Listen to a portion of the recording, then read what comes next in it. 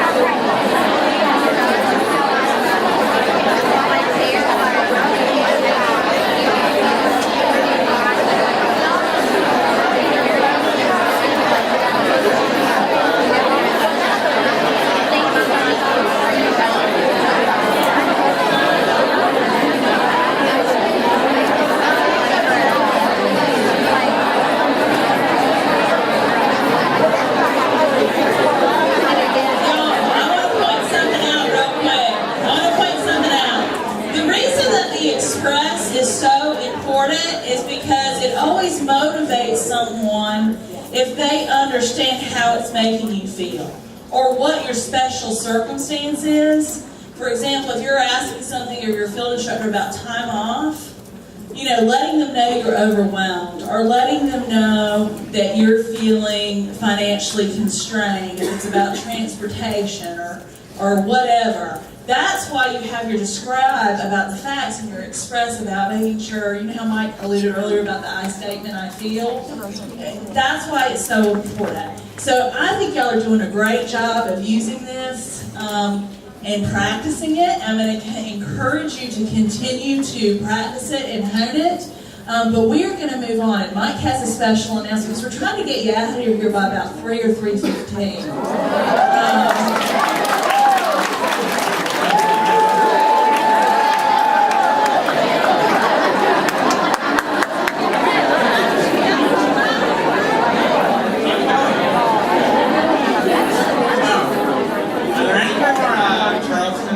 Here, get ready to speak out. Charleston. You ready? You get ready to leave? You have class tonight? Anybody has class tonight that still needs to go? Not that I want anyone to speak out early. You just start bringing it down here. One of the reasons I kind of, and I know probably you're like, he's like the Gestapo over there because I made you take your form out of it and you put it in there. And I have the rosters to the Charleston class. I want all their forms at the bottom of the pile. So I know. So if you went over there and dumped your form in, it looks like you left when they left. You're not going to be on that roster. But that's why I did that. You're like, I don't need his class anymore. He's like, please don't. Alright. Okay. Alright, what we're going to do the rest of the afternoon is Jennifer's going to go over process recording with you, and then I'm going to talk to you and finish up on the scoring on evaluation, and then we're going to open it up to questions that you have, and we're going to talk a little bit about problem resolution. So I'm thinking we'll probably get to that point by about 3:15. All right, so Jennifer, it's all your turn.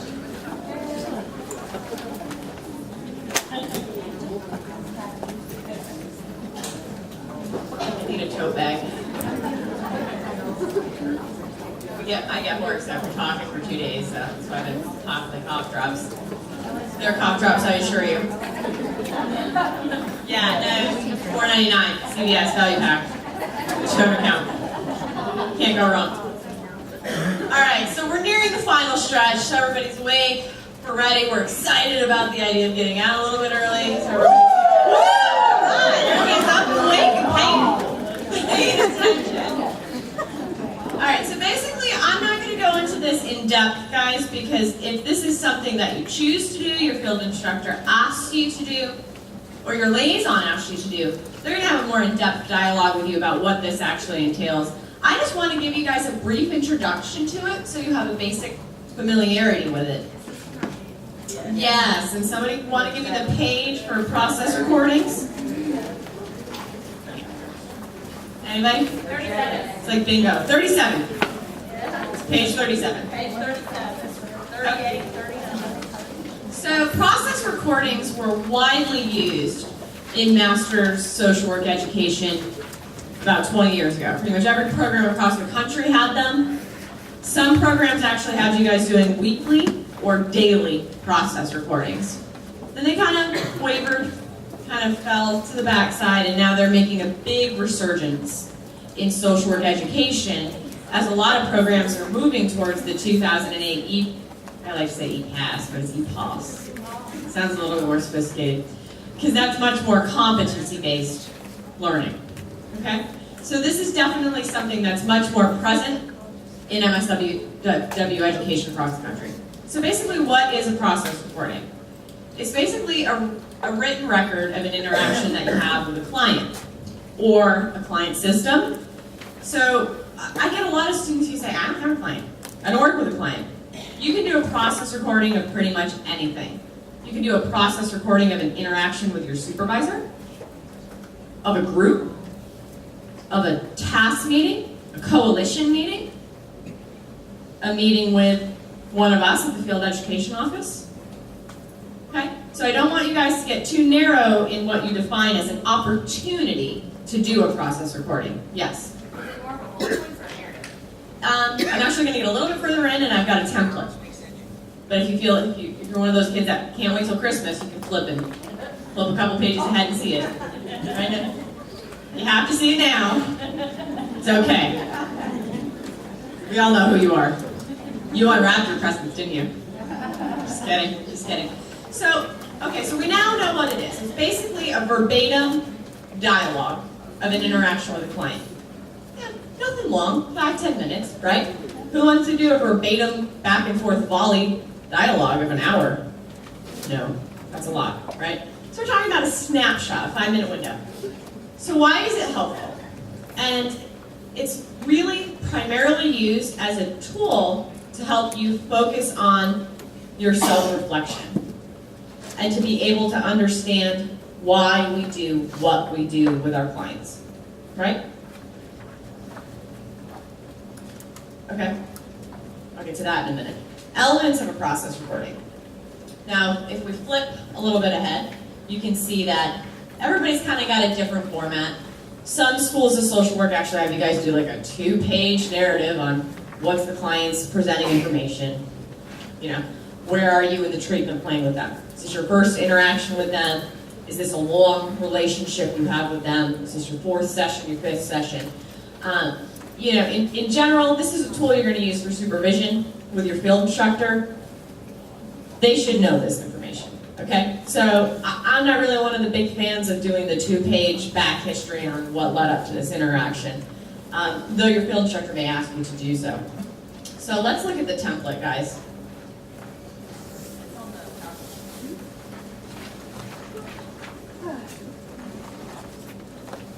Okay. Well, that's like really close. So you can see in our first column here, guys, this is your content dialogue, okay? This section should look like student, client, what you said, what they said, back and forth.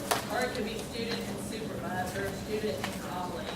Exactly, it could be student and colleague, student and supervisor, student and Dr. Reitmeyer, you know, whoever you're having a conversation with. Now, a lot of students say, but you told us about HIPAA.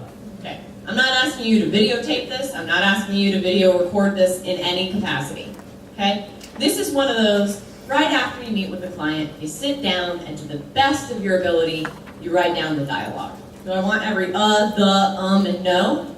No. I want to get the heart of the content, okay? So after you have a dialogue with a client, you sit down, you grab a piece of paper, and you just do as close as you can to verbatim. So when we say verbatim, we don't mean that literally, okay? So the second column, guys, is where we want you guys to identify your gut level feelings. Who wants to tell me what a gut level feeling is? Talked about it yesterday. Action urges.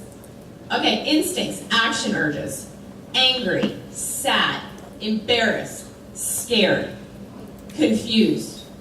Gut level, immediate reactions that you have to things, okay? So the first column you're going to fill out is the dialogue. The second column you're going to fill out is you're going to reflect back on that point in the interaction, and you're going to try to identify what that gut level feeling was, okay? So you're going to complete that entire second column. Then you're going to get here to your third column, observations and analysis, okay? The client said this: I felt scared because I had no idea what to say. I didn't know what my response would be to what they said. Looking back on it, I could have said this. Or looking back on it, I probably didn't say what I should have said because I felt scared, okay? So this whole tool is designed to help you to start recognizing and identifying how those gut level core emotions drive what you do with your client. How many of you guys would be comfortable talking to your client about sexual interactions? Okay, maybe 10%. So how many of you, if you're having a dialogue with somebody, and it starts to steer into an area you're not so comfortable, that you just don't respond to the statement and steer it in another direction. Who does that? Right? Okay. That's something we all do. It's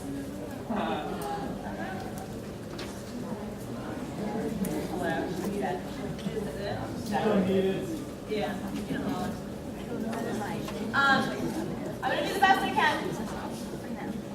So that's what I'm talking about, guys. It's trying to figure out how our natural responses, our gut level reactions,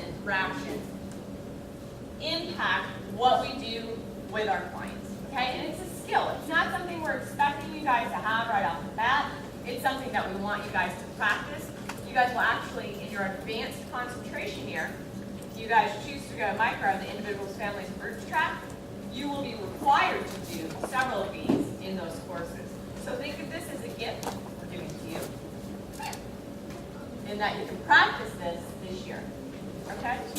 I've actually, in my liaison role, I asked my students to do this, and I actually added an additional column because I want the foundation year students to actually start identifying the specific skills you're using. So you can start making that connection between, this is what was going on, this is how I felt, this was the skill I was trying to use, looking back on it,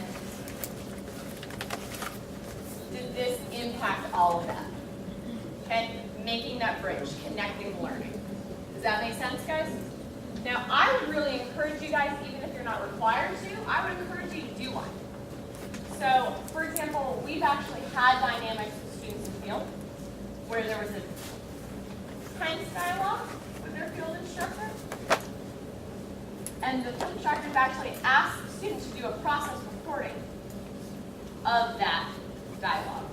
And you know what? It was a great dialogue starter because the field instructor could see how the student was feeling, looking back on it, what they think they did well, what they didn't do well, and what skills they were trying to use in that interaction. They were very helpful problem resolution tool for several of those dynamics. Okay? So is this only for when things don't go as you intend them to go? It could go where it goes well. Yeah, I mean, you can use the process recording, guys. lifesaver. You can use the process recording, guys, anytime. I always tell my students in my liaison role that to really have this be a teachable moment, it's got to be something that's new or uncomfortable, really.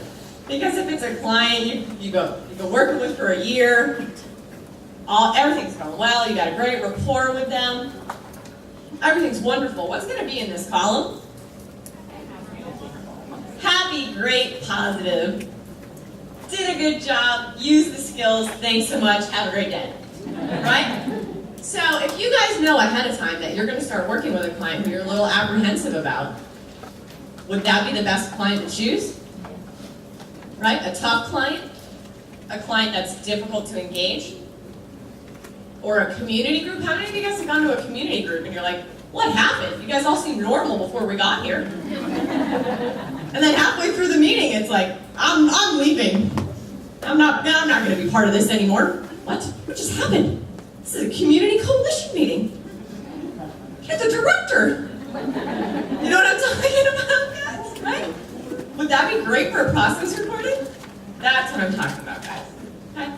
So, and I mean, obviously, if any of you have questions about it, want to get more in depth about it, we've got some great articles about it. Your field liaisons are knowledgeable about it. I'd be happy to schedule some time with you to go over them with you. If you're lucky enough to have me as your field liaison, you will do one. Everybody's like, I hope I don't get checked. Any questions? No? Okay. Thank you very much.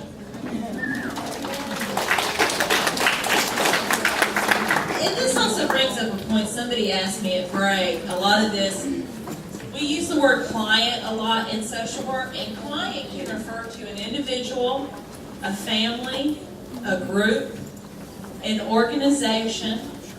So when, you know how we kind of talked about this whole operationally defining stuff? This is why the basic social work skill of seeking clarification is so important. Because when we use the word client, we usually mean it in a global sense. It's who you are working with and empowering and working towards change, which it can be an individual person, but it can be a family. It can be a group. So think about client in a broader context when it's used on the evaluation and the forms. In moving us along, we have talked a great deal about connecting your evaluation. We've already referred to it. Remember, who can tell me what page it's on again? 101. But there is actually a whole chapter on it in your book. And if you turn to page, I think it's page, chapter 6, page 42, if you look at that chapter, what you'll notice is that there is some scoring that is involved. If you notice on the evaluation, which you can turn to the back, that's on page, who shouted out the page number? 92. If you'll look, you notice that you get rated based on failing, needs improvement, acceptable, meets, very good, and outstanding. I need you all to hear this because this is what I tell our field instructors, and I don't want you to be disappointed when you get 3s. I tell field instructors, these are supposed to be treated like you would an employee evaluation. On employee evaluations, do you always master? Are you exhibiting a mastery and competence? Do you think I exhibit a mastery and competence in everything that I do? No. I try to excel towards that, but the idea with these field evaluations is that your foundation, your field, you're probably going to have 3s. And you might have some 4s, you may have some 5s in some areas. I don't know. A lot of that depends on who's rating you, right? And how y'all do that together. What we encourage the field instructors to do is to have this conversation with you about how they rate. And if they don't initiate the conversation with you, I encourage you to initiate the conversation with them so you know what to expect and you're not waiting for all 5s. When I was a field instructor, and this is what I encourage our field instructors now to do, I had my students complete the evaluation at the end of November. I'd have them give it to me, and then we would use that as dialogue to review their evaluation. And what I found is either students gave themselves a lot of 2s and 3s, or I had the students who thought they were 5s and everything. And so that was an opportunity for me to help meet us in the middle and just kind of talk about why they thought that they were at a 5 level of mastery.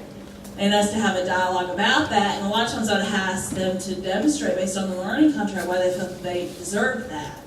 So it wasn't about, in their mind, I wanted to understand why they felt that way.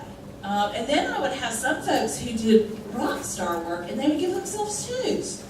And that speaks more about confidence, doesn't it, than it does about ability. And so evaluation is really important because those things really do play a part.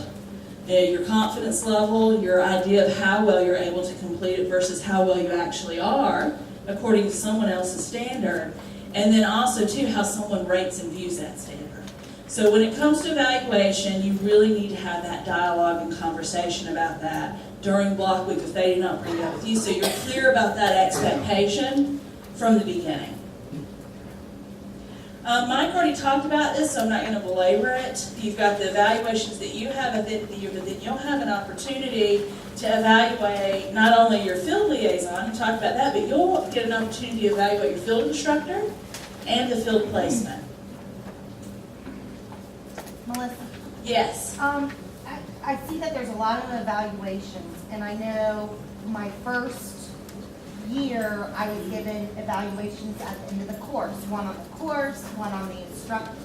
Right. Who looks at that, and how much do they take your opinion into account?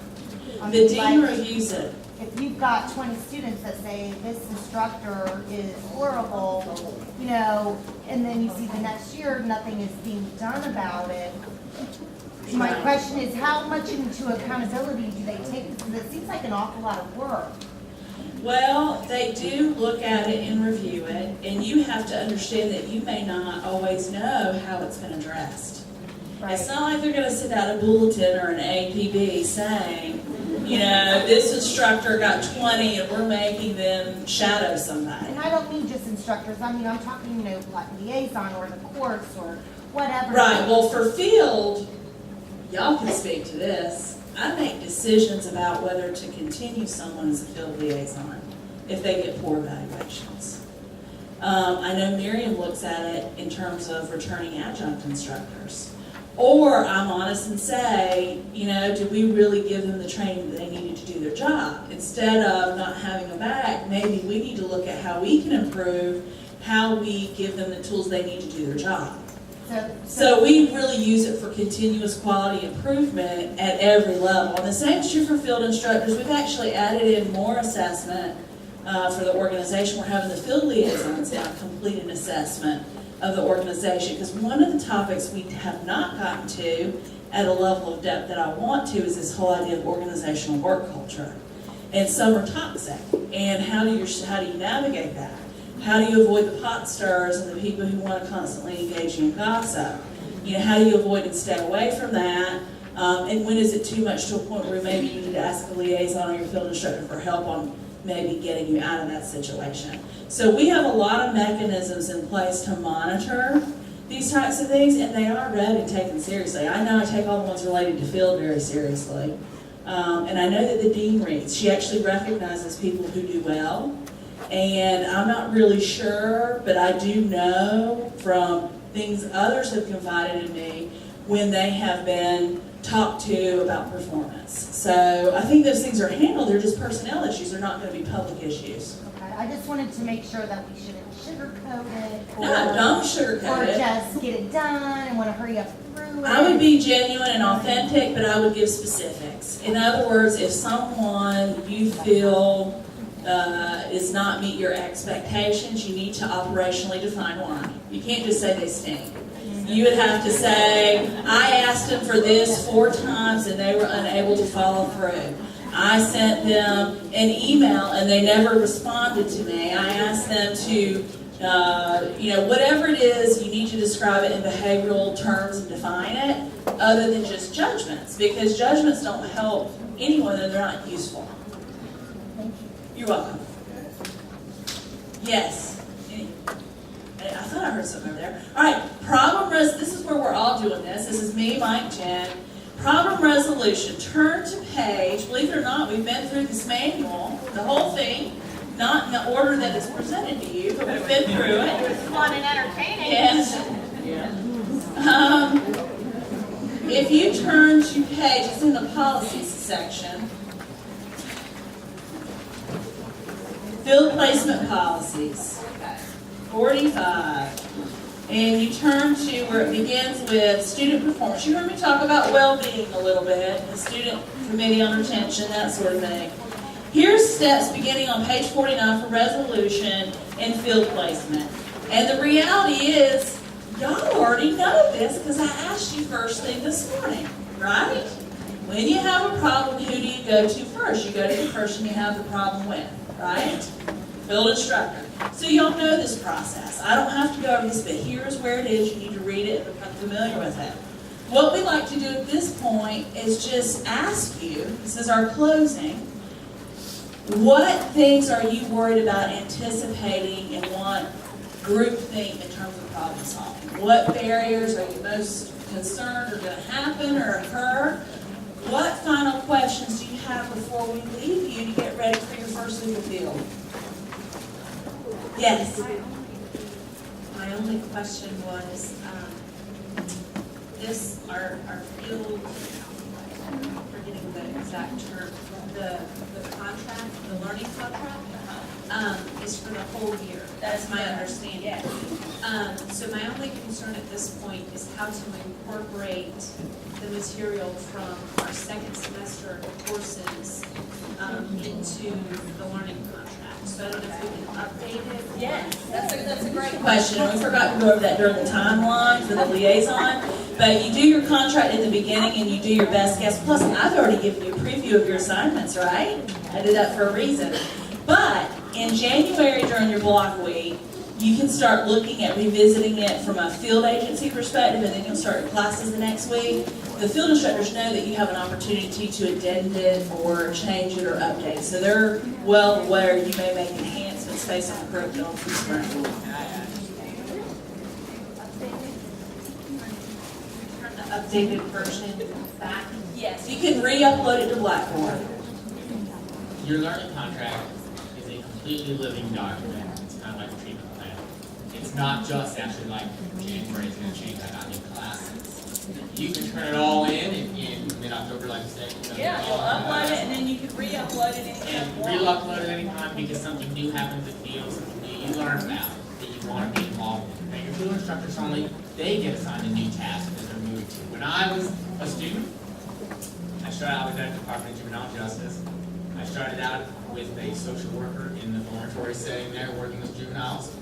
In November, he was promoted to interim director of social work for a different campus. I went from working with boys. He was promoted to interim director of the girls' facility. I moved over there with him. I had to redo my whole contract essentially. In February, they moved him back. So we started all over again. Not started all over, but you see what I'm saying. I had to go back and now we changed tasks because some of the things I had anticipated doing, I now didn't have access to. So I had to kind of change that. So it's just a live document that you're updating. You can re-upload it to Blackboard and always just send an